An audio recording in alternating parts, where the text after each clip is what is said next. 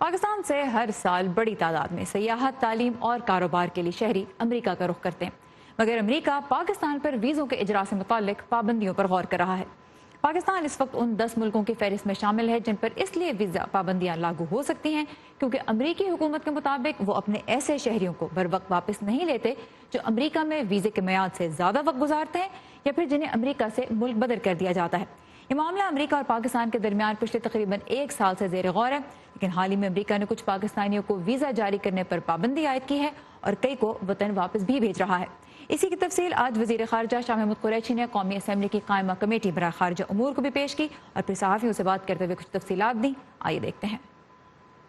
हमने अपने कानून के तहत वेरिफिकेशन के प्रोसेस में से गुजरना है, क्योंकि अक्सर ये वो लोग हैं जो 70 की दहाई में और 80 की दहाई में अमेरिका गए हैं। पुराने पासपोर्ट हुआ करते थे और पुराने ID cards, machine readable passport तब नहीं हुआ करते थे, तो उसका एक प्रोसेस है, उस पर वक्त लगता है। हम उसको एक्सपेडाइट कर रहे हैं और हमारी अब उसमें खासी पेशरफ्त भी हुई है और हो रही है।